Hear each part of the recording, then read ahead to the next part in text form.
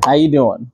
Good. How you doing? Chilling, bro. I'm chilling. I got my routine going this morning per usual, and we're back here to create content for the beautiful people who love to watch, inspire, and rewire. So today's topic, we really want to talk about a couple different things we had in mind. One of the things that I had in mind was what drives you.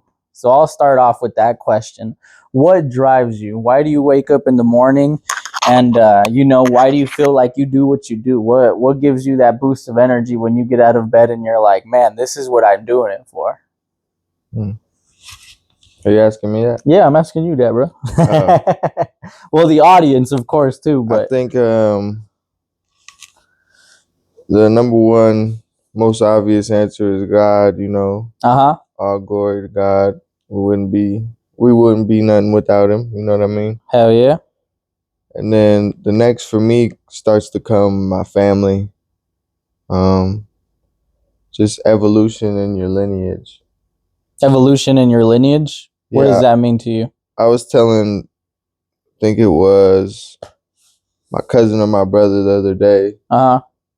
I feel that if your parents get to a certain point and you kind of don't go any farther, you Yeah. kind of go the same place or the same distance, Yeah. then your generation didn't evolve.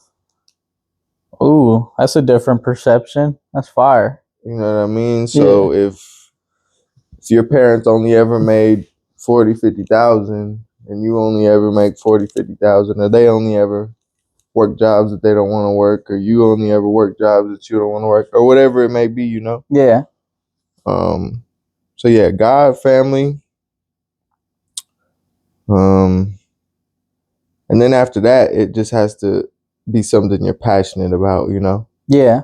Because if you're passionate about it, you're gonna wake up and want to do it, and then to actually really make it in something, it takes, like you say, massive action and a lot Yeah. of a lot of work, and it's got to be something you really love in order to really put the work in that's required.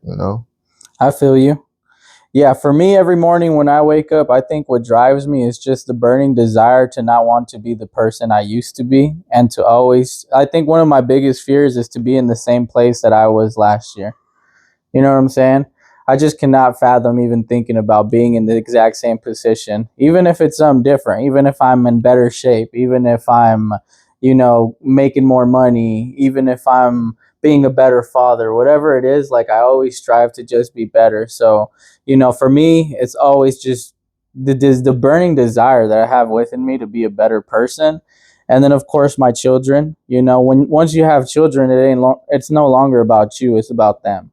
You have something to live for when you have children. That's why I always tell people having kids is one of the most beautiful things ever, because I had my first child straight out of high school. I knew I was going to be a dad senior year, and so I had my daughter 2014. She was born, and I think that forced me to grow up even when I didn't want to grow up. You know what I'm saying? It was an intimidating feeling because I was so used to partying, kicking it, you know, chilling with bitches, chilling with my homies, doing this, that, and the third, but I wasn't really doing nothing productive. I mean, of course, I was, thinking about getting money, but the perception of me, what I thought a lot of money was back then, I mean, I laugh at it now. Yeah. You know what I'm saying? So definitely my kids, and then just my family in general. I'm blessed to have a beautiful woman by my side who looks out for, she looks out for everything that our family needs. She's a great mother. She's a great fiance. She takes care of the kids, make sure they're all good. We run a pretty traditional household. She ain't never had to work a day in her life since she's been with me. I take care of everything. I pay for all the bills. I pay for everything that she can possibly need. All she has to do is just be the best mother she can be, and I always strive to push her to be a greater version of herself. You know what I'm saying?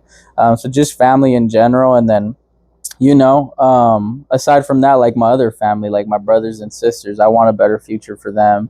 I want to be able to elevate them to heights that they don't even know is possible. And it's funny because we were talking about in the last podcast about how you influence people and you don't even know you're influencing them.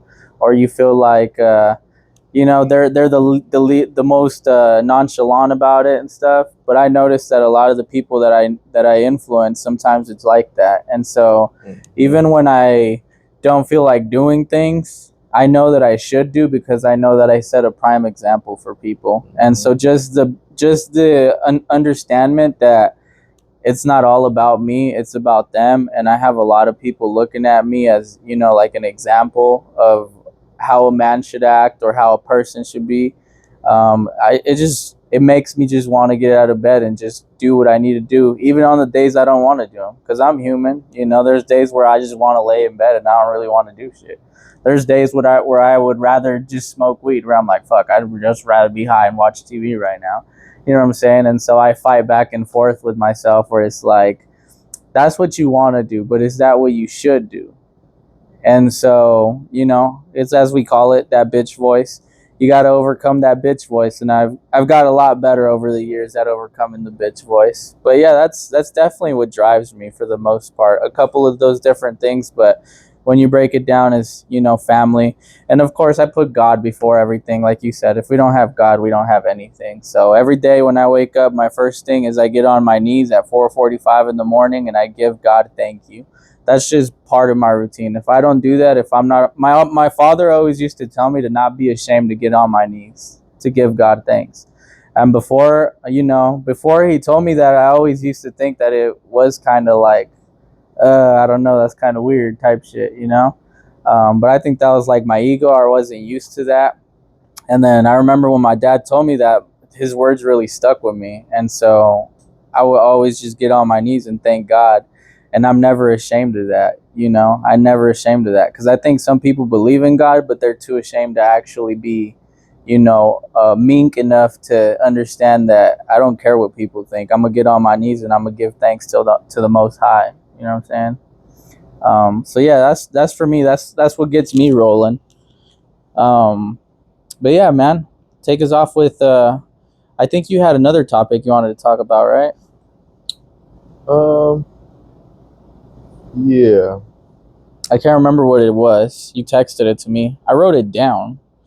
I should have brought it with me. There's a lot of stories and stuff that talk about. They say the analogy of stopping 2 feet away from gold. Have you ever heard that? Yeah. Mm-hmm. Like basically giving up too soon.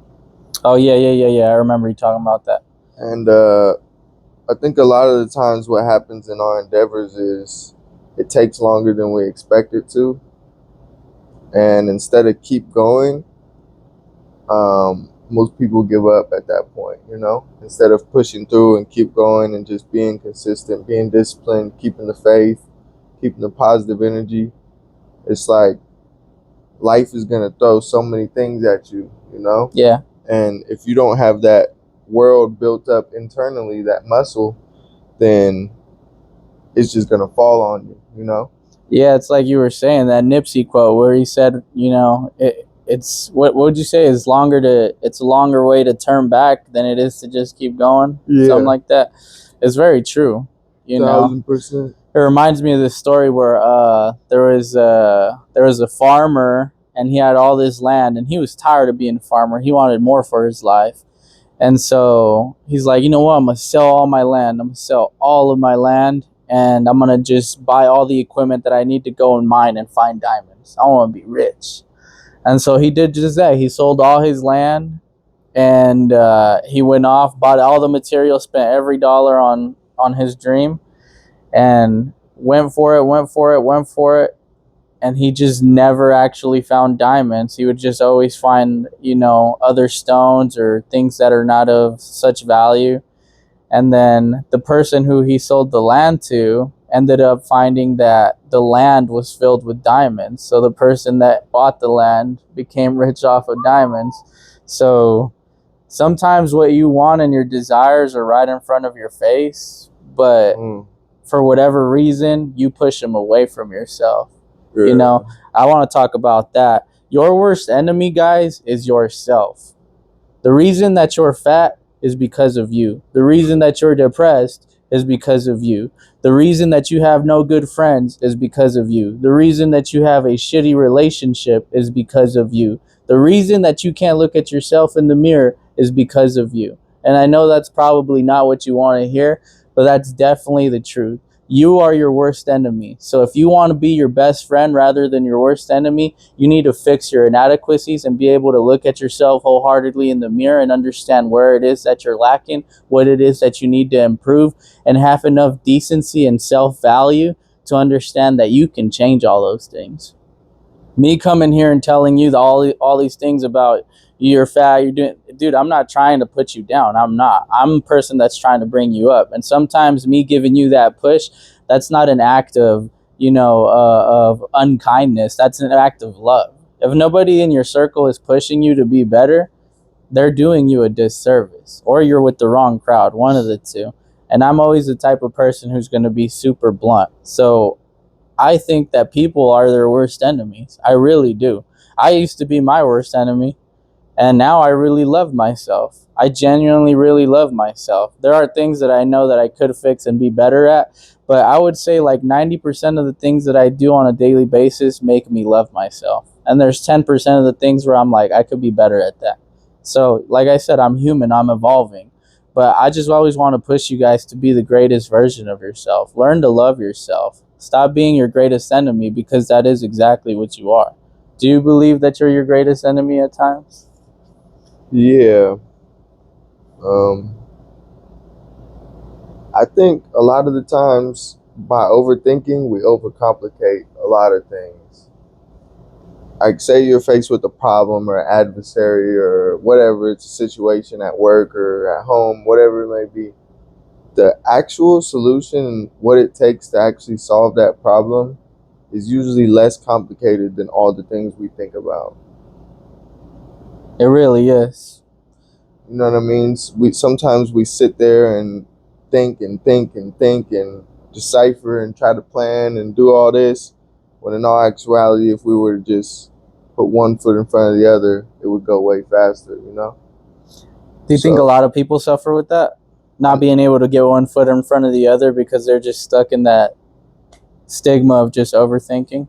yeah, I said this the other day that preparation, sometimes we get stuck in preparation, you know? We're spending all this time preparing and planning that we never even take sail. And the best way to become a better preparer and planner is to take sail, because then you actually know what you need to do, you know, Yeah, rather than just guessing or thinking or being unsure about it. I agree wholeheartedly. Take sail. Understand that there is going to be some waves that are going to fucking try and knock your boat over. But at the end of the day, once you get through the waves and you get through the other side of that, there's a lot more light out there. And unless you're willing to take the punches, you're never going to actually be able to grow. You know, one indicator that one it's a great it's this is a great thing. One indicator that you're in unalignment or you're not on the right path is when you're feeling depressed, when you're feeling anxious, when you're feeling sad, when you're feeling all those low level vibrational feelings. That's it. That's actually kind of a good thing. It's not a good thing that you're feeling them because it hurts to feel it, but it's a good thing because it's a huge indicator that you're not in alignment. So that's telling you you need to do something with your life. You need to change something about yourself. And so I think that it can be a good thing if you're able to be perspicacious enough to understand that, hey, why am I feeling this way? You know, why am I feeling like I'm stuck? Why am I feeling depressed? Why am I feeling sad? And then really take in evaluation, not from the outside, from the inside, and try to figure out what led me to feel that way. So feeling bad emotions isn't necessarily bad. It can be a good thing if you're able to actually observe yourself and understand why it is that you're feeling that way.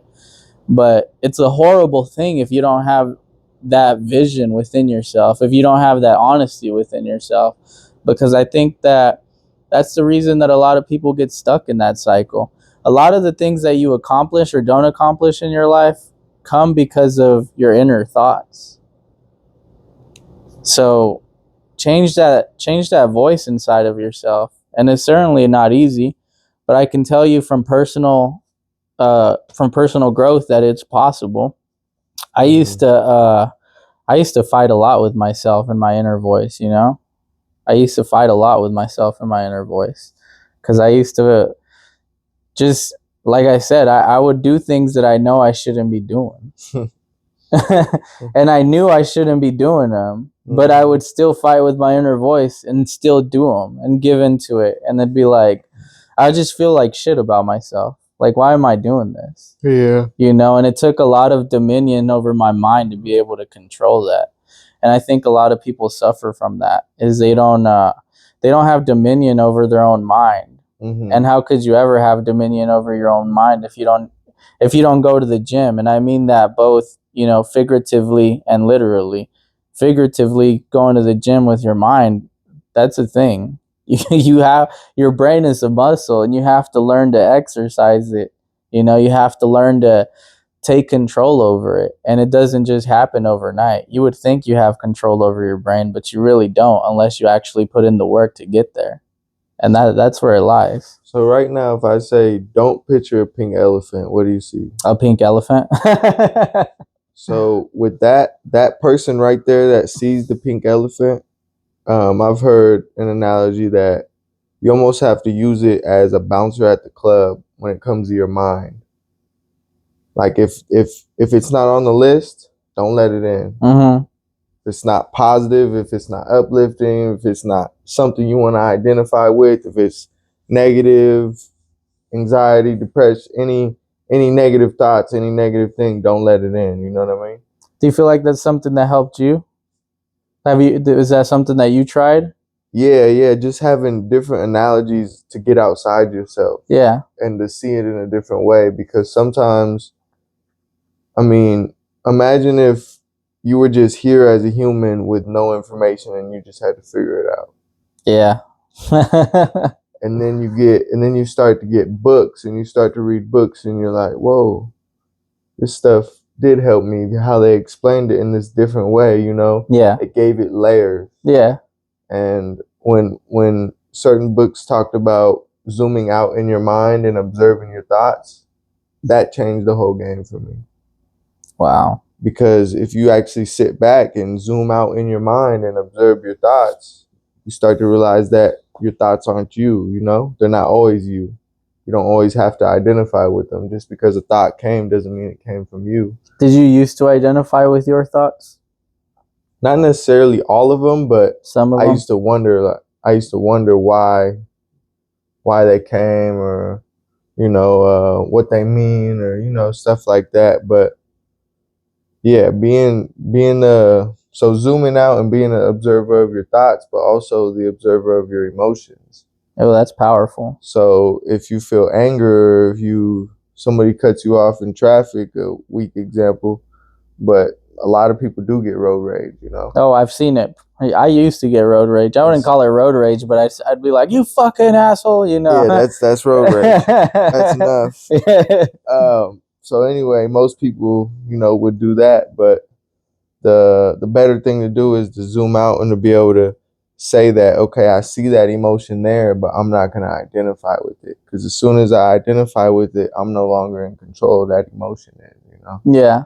So just stuff like that, just mentally visualizing things. And there's a lot of things you can do in your head that will help you out, you know? Do you feel like you always knew you were meant for more? Yeah, for sure. You know what I mean? For sure. What do you think was like your first indicator where you felt like you were like meant for more? Like I don't know, because for me, like there was times where I felt out of place, you know, and then I've always been smart, but like I ran away from it in my younger years. I did that too. Yeah, I know exactly what you're talking about. Yeah, dude. Yeah, because I feel like it goes on the same lines of, you know, you have a calling, but are you actually picking up the phone? Right. You know? Yeah. Because you have to know who you are to pick up the phone. You have to know who you are to pick up the phone. Because if you pick up the phone as the wrong person, you're not going to be ready for that opportunity or that call. You know what I mean? I do know exactly what you mean. That call is no longer for you. But if you pick up the phone and you know who you are, then you're in alignment. You know what I mean? Yeah. You're in alignment with your calling and that type of stuff. Yeah. So I feel like that kind of goes hand in hand. Yeah, definitely knowing who you are, because if you don't know who you are, you will miss a lot of opportunities, not because you missed them, but because you weren't prepared to be the person who needed to be in order to receive that opportunity. And I think that's part of what drives me too, especially lately, is that I know that if I want something more and something different from my life, I have to be a different person. And I just have to be prepared in order to receive that blessing that's coming my way. And in order for me to be prepared to receive the blessing that I know is coming my way, I must maintain my due diligence in doing what I know I have to do. Mm-hmm. And sometimes that's the hardest part, because like I said, you fight with yourself. You fight with yourself. You go back and forth on why you should do what you think you should do. You almost justify it. Like, say if you just, you stop drinking, and you haven't drank for like 2 months and you're on a roll. And then, time comes up where you're like, I haven't drank in 2 months. Like, it'd be all right. Mm-hmm. And you almost try to justify it. You almost try to like negotiate with yourself on why it's okay. And so I think that's the hardest part, is being able to come on top of the negotiation that you negotiate with yourself. Like, okay, yeah, maybe everything that you say is true. You haven't drank in 2 months. It wouldn't hurt. It's only one drink, etc., etc. Mm-hmm. But that's not what I said I was gonna do. I said I was gonna stop drinking for a year. And so by me not committing to that, I'm failing myself. Yeah. So. And those little things affect you subconsciously too, Oh, majorly. A lot more than people know. But back to what you were saying, I feel like there's this inner knowing. You get visions from a young age, premonitions, you see things. You always have that, like that place where I told you to picture the pink elephant. Yeah. It's, you have vision with your eyes open. Vision with your eyes open. But not from these eyes, from your mind's eye. Yeah. And that's the place that the visions have been being inserted since you were really little. Right. About, this is what it's going to look like. This is what you're going to do. This might be what you're going to do. And I feel like you always just have an inner knowing. You get in certain situations and certain groups and certain people, and you just feel different than them. But in a better way, Yeah. And not to say somebody's better or worse than another person. No, not in that way. Everybody's special in their own ways, but you just feel different. And you get around people and you can't relate to them. You just feel different. Yeah. I know exactly what you mean. I feel like that's how it's been ever since I was little. I always wanted to hang out with older people and stuff. I was the youngest of my siblings, so I always wanted to be with my older brother's friends, you know what I mean? Do you feel like being the youngest of your siblings makes, your siblings underestimate you? Or at some point in time, you know what I mean? Because I'm the oldest of my siblings, so I'm used to them looking at me for some direction, or for some example. But I always wonder what it's like to be like the youngest of the siblings, because it's funny. One of my mentors used to be my mentor. I haven't talked to him in a while, but he's the youngest of his siblings, and he's the most successful of his siblings, even though he's the youngest. He's the one driving the Lamborghini. He's the one that owns the business. His brothers work for him. I've heard something that says the youngest is usually the performer. Really? Because it's almost not the forgot about one, but the last one in line. So it usually says, "Look at me. Yeah. Look what I can do." Okay. I'm the youngest. Nobody listens to me. Nobody pays attention to me. All right, I got to do something to where they're paying attention. Yeah. I gotta make them pay attention. Okay. And I never thought of it that way in my life. Yeah. Because I don't feel that way about myself really. But when I took a deep dive, I'm like, this kind of sound. I'm doing stuff like that. What I mean? With music and writing and speaking. Just standing out. Yeah, just kind of like, hey, But what was the first question? What was the word you used? Underestimated? Yeah, underestimated. I don't think it's a underestimation, but from my experience, I feel like I had an advantage because I got to watch so many people grow up. Oh wow, I never thought about it like that. So I got to watch 3 people grow up and Do what they do. live their teenager in their 20s and learn based on that and adjust my course accordingly, you know? Wow, So I feel like that gave me a big advantage. Yeah, that's different. I never thought about it but it makes total sense, you know, because you get so much time to observe everybody else. It's like when you're playing a game, all the mistakes, all the good, all the bad, all the ugly. Exactly. Like when you're playing a game that you never played before and you let everybody else go ahead, so you get to see all their fuck ups, and now you're like, oh, I know what not to do. Right.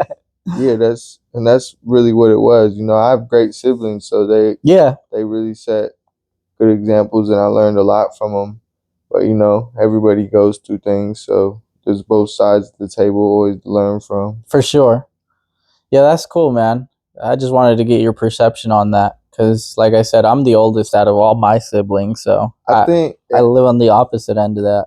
It is possible to be underestimated when you're the youngest, because no matter how old you get, you're always just going to be looked at as the youngest, as the baby. As the baby. Yeah. That's the baby. Yeah. You could be 40 years old. Yep, that's the baby. You know, moms don't care. Yeah, no. If you're the baby, you're the baby. Yeah, you know for sure. You could be 60 years old. They talk about, they put baby on your headstone. You know what I mean? Yeah, dude. But dude, what a blessing to be 60 years old and still have your mom. Yeah. You know, there's some people that get to experience that. Yeah. That's crazy, dude. That's so awesome.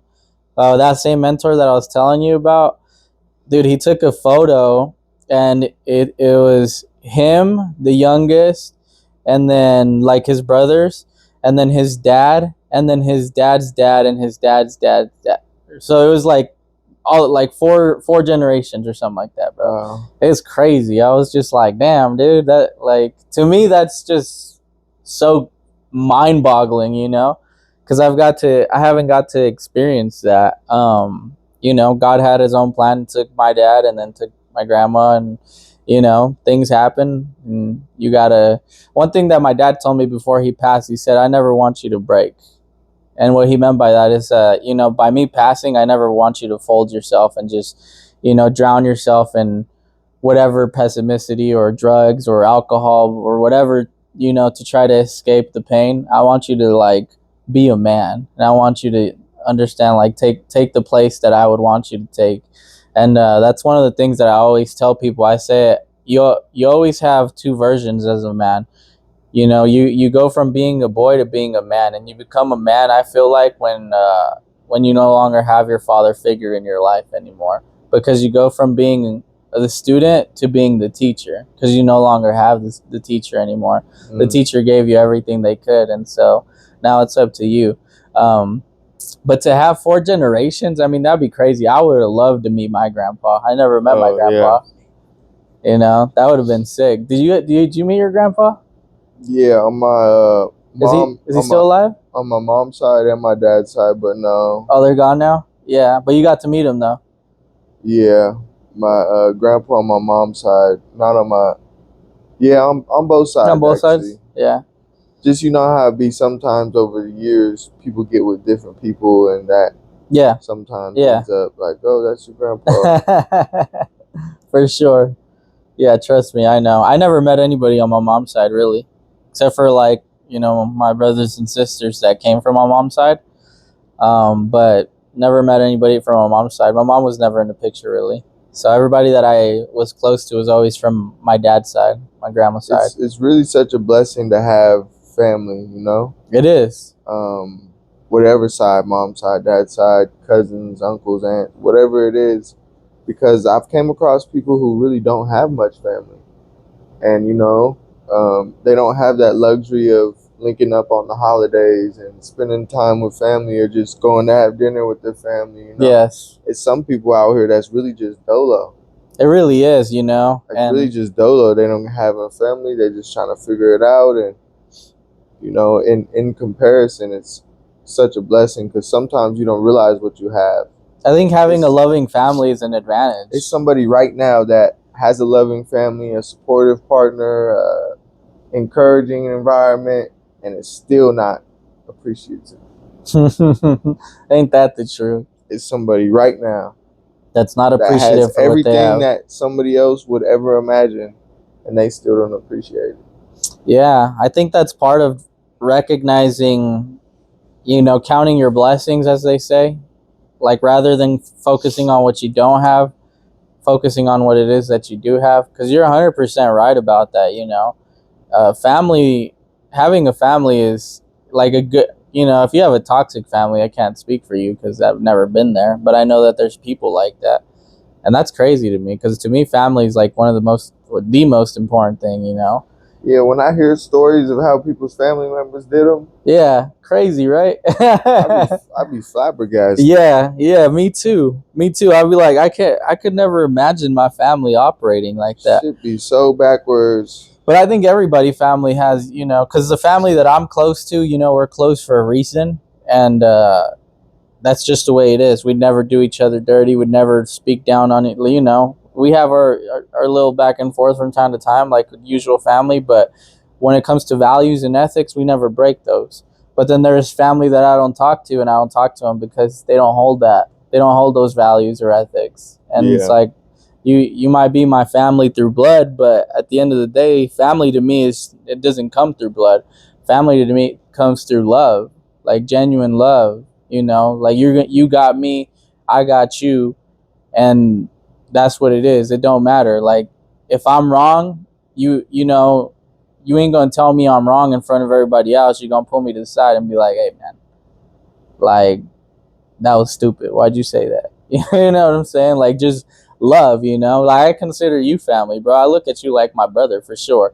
But then there's a few people that I'm close to like that. But yeah, there's family, like actual blood family, that I don't talk to just because of that. Just because they don't hold, for me to have you around me, you need to have a certain degree of ethics and values. Like, that's just mandatory for me. And if you don't have that, I just don't care to have you around me. And sometimes just because somebody's a family member, or just because they've been your friend since preschool, doesn't mean they deserve to be around you. If you know deep in your heart that this person's envious, or this person's a hater, or this person really doesn't have your best interest, but you're just in the habit of being with that person, or you've known that person for 20 years, so you're just gonna stick it out. I never really understood that, because now you're consciously keeping a destructive friend around. You know what I mean? Even if it's a family member, it's kind of sad, but sometimes family members are haters too. Oh, it goes deeper than that, dude. I know.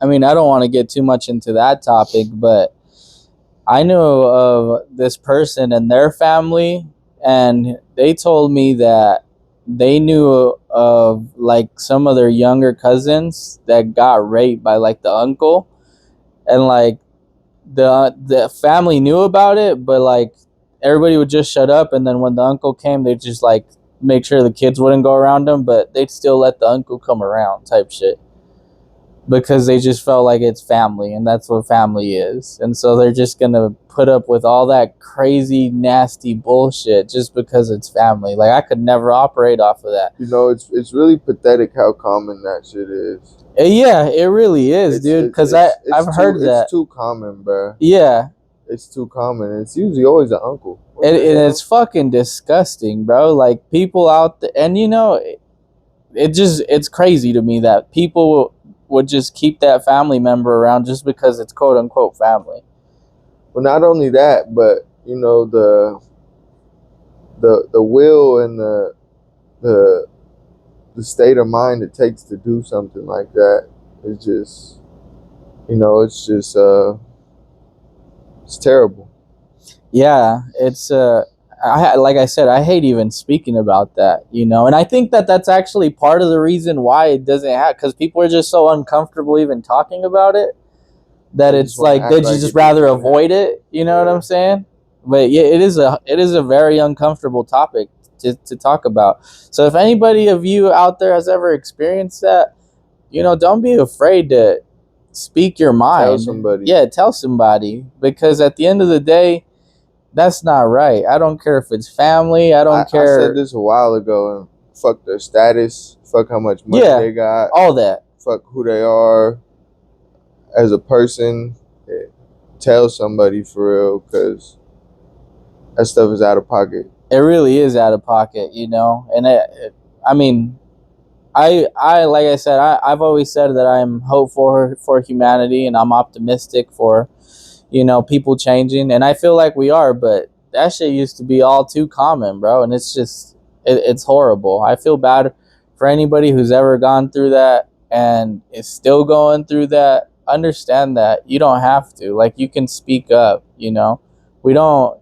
And just, I have one of my other mentors. His name is Bedros Keuilian, and he got molested when he was I think like 5 years old, from like 4 to 6 years old, in Armenia. He used to live in Armenia, and two older boys would molest him. And so his parents escaped the Soviet Union and came to the United States when he was like 6, I think. And his parents didn't even understand that by them leaving the Soviet Union and coming to the United States, not only did they give them better opportunity, but they actually helped their son from stopping being molested by older boys. So it's crazy. And he talks about it now because he can. He went through therapy and so he can talk about it now. But I imagine for a time when you're going through something like that, you can't even talk about it because you feel ashamed. Especially as a man or like a boy. Like, I imagine that that's so shameful. So yeah, guys, there's resources out there for that. Don't be afraid to tell somebody. You have police. You have somebody's out there to help you. You don't have to feel like you're stuck in this predicament for the rest of your life. There is hope for you. But on another note, let's talk about what it feels like to be able to achieve the goal that you set out to achieve. And when you finally achieve it, do you feel like you let that feeling of achievement sit within you? Or do you feel like it kind of just, it sits in there for like, maybe like 2 days, 3 days, and then it kind of just fades away? Whatever that goal is, because I was listening to this guy who owns a Bugatti, and somebody asked him, like, has the feeling faded away yet of like owning the Bugatti? And he's like, oh, it faded away a long time ago. Yeah. You know what I'm saying? It faded away a long time ago. That's just a realistic answer. Yeah. Because realistically, especially if you're somebody who's setting goals and striving, it seems to be that you're somebody who's going to keep striving. Yeah. So when you get to that goal, you get to that certain plateau, you may sit there and sit in it and celebrate in it for a minute, but then you're on to the next. You know what I mean? Depending on the type of person you are. Me personally, that's how I am. Yeah. I noticed that I'd like to not necessarily sit with them more, but look back and celebrate the progress more. Right. And then keep going from there, because I think sometimes we sit there too long. Oh yeah, for sure. We get to a certain point where we're proud of, we're happy, so we kind of get comfortable right there. Complacency. Yeah. Complacent. And then we stop our evolution because we're like, oh, I'm happy, I'm fulfilled. This is a spot I dream to be. And so I'm cool right here, it feels good right here. But when in all actuality, we know that we're not living up to our maximum potential because we can go farther. Right. So I feel like sometimes that happens with me is like on the piano, I'll get to a certain point where, okay, I can do exactly what I wanted to do. Yeah. But I know the work that it's going to take to go to the next level. Yeah. So sometimes I'll just stay down. You know what I mean? Just stay where I'm at rather than taking the steps to the next level.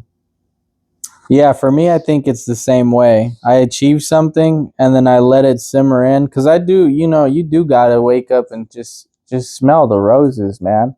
Just look back at everything you achieved and then just, soak it all in. And especially when you have a family, because for me, I'm very family orientated, but I'm a hustler, bro. Like I'm getting it. So I'm always doing something, and it's of course for their betterment. Um but sometimes I got to remind myself that, like, yo, bro, you got to take your kids to the park, bro. You know, you got to go out and eat some ice cream with your family, man. The little things, man, because they notice that. And one thing that I will say about, especially I have two boys, and so there's certain things that can't be taught. So you don't teach it to them. They absorb it through observation of looking at you. So like if you have a son or even a daughter, they're gonna look at how you treat their mom.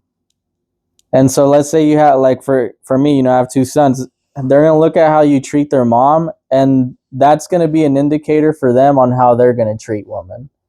And they don't really learn that because you're not teaching it to them. You're not really sitting down there telling them, like, oh, this is, they kind of are just observing you and watching you.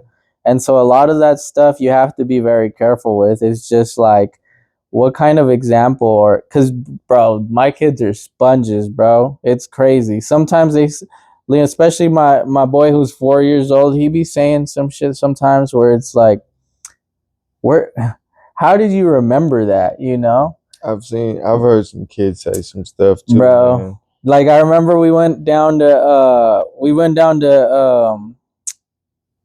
Shields down here, and there's like a statue out there, and I remember when he was just talking, and just walking, he was like maybe like about to be two, and I told him, it's like, hey, sit down there, that's a good picture for a photo, son. And he sat down, and I took a photo.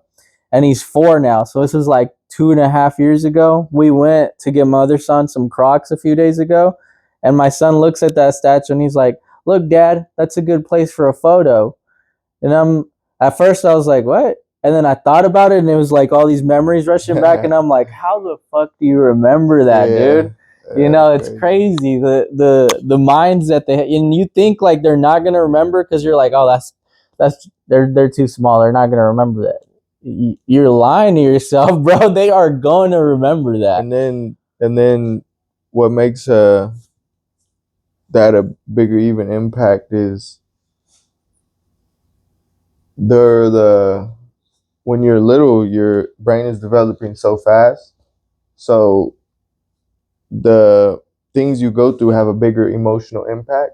Oh, wow. And they make a bigger impression on your neuroplasticity. So things that happen from ages like 1 to say 5 have are harder to like rewire. Okay. Like they make a bigger emotional impact, and since your brain is developing so fast when you're little, it almost concretes it in your head. Kind of like it's the foundation, and so since it's like the foundation, it's like almost like saying? That. And so people who went through things when they're children carry that their whole life because they don't know that simple fact that when you're a kid, because of how the brain is developing, things affect you a lot more. Yeah, one thing about being a father and giving your kids everything you never had, it's back and forth, because I want to give my kids everything they never had, that I never had, but at the same time, it makes their life so complacent to the point where they'll never understand what it's like to go through certain things, and so you have to counteract that. And I think a good way to counteract that is by putting them in sports, because sports is going to teach them what it feels like to lose. You know what I'm saying? And to work together. Be coachable. I got a lot of things from sports. For sure, man. For sure. So I think that that's one thing that I would recommend to anybody who is parents out there. When your kids get of age, put them in sports, because sports will teach them to lose, especially if you have boys. I'm very biased. My daughter will get away with shit that my boys will never get away with. Straight up. And I'm not afraid to say that, because that's my daughter. She's not supposed to She's not supposed to go through like feel pain. Like, no, Yeah. I want my boys to understand like what certain pain feels like, because you're gonna be a man one day. You know what I'm saying? I think from like zero to like, I would say like 5 years old, you're no, from 0 to 4, you're a baby, you know, and then from like 4 to, you know, from like 4 to 11, you're a boy, and then from like 11 to like 18, you're a young man, you know, and then from like, I would say like till 19, like from 11 to 19, you're a young man, you know, and I think once you hit 20, like you're a man. There ain't no other way to go about it. You're a man. You're a grown ass man. You should know how to act. You should know how to treat people. You should know what you want out of life. You should know, you know, and that doesn't mean it's going to be perfect, you know, because I feel like I didn't really transcend into like what a full man is supposed to be until, I don't know, I would say like 24 years old is when I started pivoting into what like a full man is supposed to be, you know, because you still do childish shit and you're still going to be a boy at heart. But I think that having a father figure is crucial in order for boys to transcend into manhood, because a mom is only going to teach you everything that she knows from being a mom. But if you don't have a father figure in your life, some kind of masculine figure to show you that like there's going to be pain out there, you're going to have failure. You know, how do you control your emotions when you're mad? How do you control your emotions when you're sad?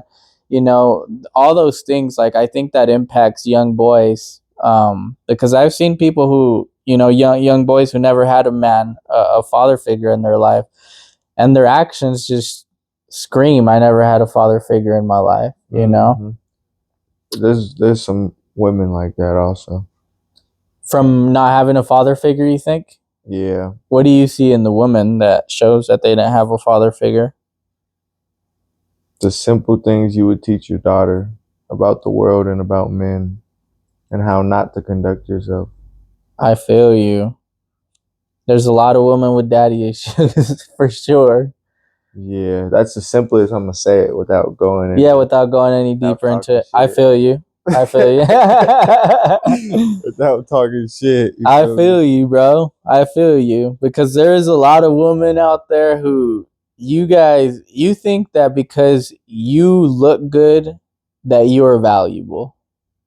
And I don't want to talk a lot of shit, but I will say that just because you look good does not make you valuable. Just because you have a line of motherfuckers who want to fuck you does not make you valuable. Yeah, most men will fuck anything, like literally anything. But you know what most men won't do? Is commit to something. And so if you don't have somebody who's committed to you, just look at yourself. That's all. I don't want to get deep into talking shit, but just look at yourself. You probably got a lot of the problem and you don't even realize it. Um, but yeah, what do you want to leave us off with? Because I think we're probably about done with the hour, if not getting very close to it. We touched a lot of topics today, guys. We touched a lot of topics. I got a quote. It's from the song Shaggy, Keeping It Real. Shaggy, Keeping It Real, okay. The quote says, no matter how you're sad and blue, there's always someone who has it worse than you. Oh, that's fire. You know what I mean? So, and go listen to that song, Shaggy, Keeping It Real. It's a good song. That's fire. I'm going to listen to that. I never listened to it. You're gonna fuck with it. Okay. It's a feel good song, you know, and it's just real. Talks about real stuff. You know? Yeah. All right. Well, for me, go do something productive, guys. When you wake up the next day after watching this, whenever it is that you watch this podcast, plan to wake up the next day as early as you possibly can. Plan to do something productive with your life, whether it's go to the gym, whether it's just do some push-ups at home, whether it's just read a book.